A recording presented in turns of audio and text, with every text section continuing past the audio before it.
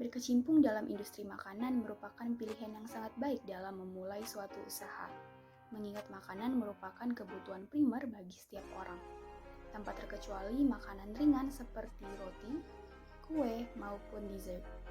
Nah, seperti apa ya proses produksi, manajemen, dan tantangan-tantangan yang dihadapi para wirausahawan dalam menjalankan industri makanan tersebut? Saya Nurli Patricia Raja Gugup dengan NIM 210301201301151.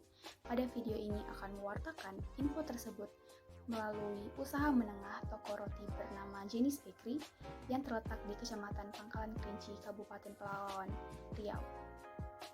Herman Susanto merupakan pemilik dari toko roti dengan nama brand Jenis Bakery. Awal perjalanan pembangunan toko ini dimulai dari kota Duri dan Rumbai dengan nama awalan yaitu Jay's Land. Namun kemudian karena satu dan lain hal, nama itu diperbaharui dengan sebutan Jenis Bakery yang dikenal saat ini. Nama ini dibeli dan dipertimbangkan dari jasa logo yang ada di Jakarta. Salah satu alasannya adalah harapan akan meningkatkan penjualan produk miliknya. Kemudian beliau memutuskan untuk membangun outlet pada food court Komplek PT RPP pada sekitar tahun 2011. Tujuan yang ingin dicapai dari Jenis Bakery adalah menyajikan roti yang berkualitas, steril, dan sehat dengan misi yaitu menyediakan roti yang digemari banyak individu dalam komplek PT RPP.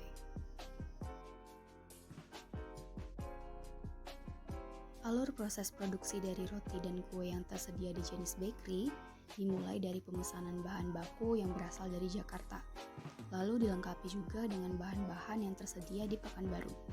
Pastinya dengan standar yang sudah ditetapkan chef senior Jenis Bakery. Kemudian dilanjutkan dengan pembuatan basic kue atau roti, lalu dilengkapi dengan frosting atau selai dengan berbagai varian rasa. Setelah produk jadi, produk langsung dikemas dengan plastik bening dengan logo Jenis Bakery sesuai dengan ukuran masing-masing roti. Tidak lupa lem perekat untuk menjamin keawetan, kebersihan, dan estetika makanan tersebut. Kemudian roti dipajang dan ditata rapih pada piring yang besar yang langsung menghadap kaca bening. Hal ini bertujuan untuk mengundang customer yang ada di luar untuk melihat-lihat dan membelinya. Pelayanan yang diterapkan pihak Jenis Bakery adalah melayani pelanggan dengan ramah dan informatif, yaitu jika pelanggan menanyakan jenis roti yang tersedia maupun sedang tidak tersedia, serta info lainnya seperti harga produk, maka kasir akan membantu menjawabnya.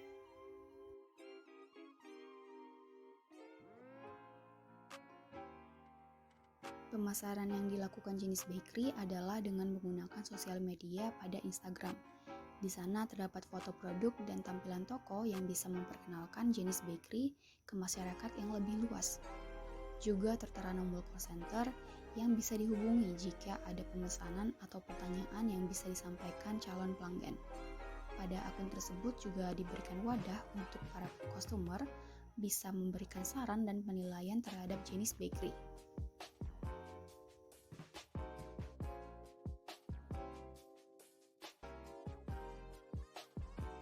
Jenis Bakery juga selalu berusaha untuk berinovasi dan up-to-date terhadap produknya. Misalnya garlic cheese bread ala Korea yang sempat viral di sosial media. Dalam beberapa waktu kemudian, Jenis Bakery mengambil peluang tersebut dengan ikut menjual garlic cheese bread versi Jenis Bakery. Hal ini bertujuan untuk membuat pelanggan tidak bosan dengan roti yang disediakan Jenis Bakery.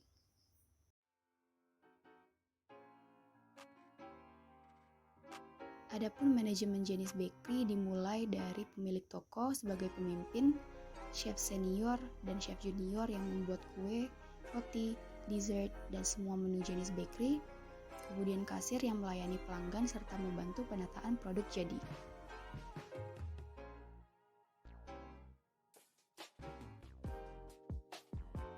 Evaluasi akan diberikan pada para chef dan kasir jika ditemukan kendala dalam produksi dan pemasaran. Evaluasi diberikan secara langsung dan sesekali dilakukan Zoom meeting.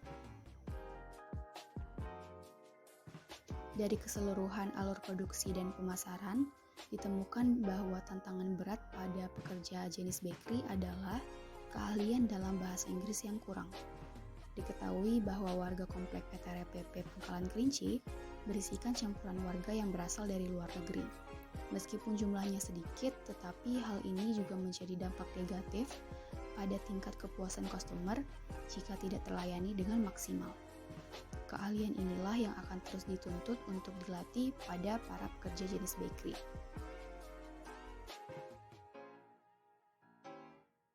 Kemudian seperti yang diketahui banyak orang, tantangan dalam menjalani industri makanan apapun pastinya berkaitan dengan masa berlaku atau tanggal kadaluarsa produk yang tidak bisa diatur semaunya saja.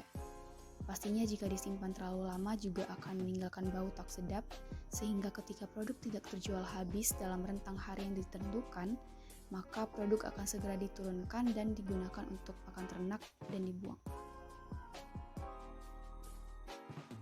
Meskipun demikian, ide pembangunan toko jenis bakery di food court komplek perusahaan PT RAPP menjadikannya mempunyai privilege, yaitu mempunyai customer tetap, yaitu warga, karyawan, dan masyarakat komplek perusahaan PT RAPP, sehingga kondisi pandemik tidak menyurutkan omset jenis bakery.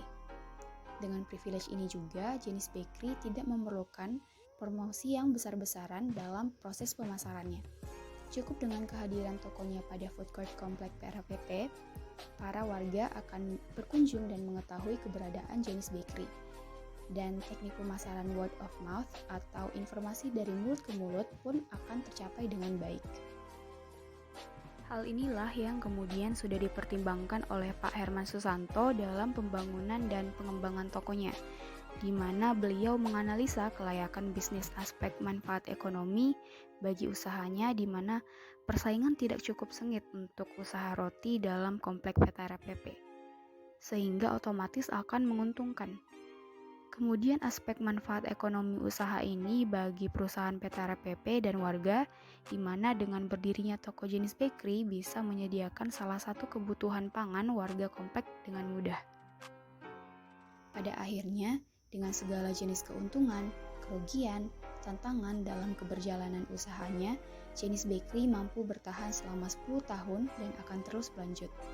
Harapan yang disampaikan jenis bakery adalah supaya dapat terus memberikan senyuman kebahagiaan dalam roti yang diproduksi jenis bakery. Demikianlah hasil wawancara saya dengan pihak jenis bakery. Semoga didapatkan ilmu dari report yang saya berikan. Kurang lebihnya saya mohon maaf, saya ucapkan terima kasih.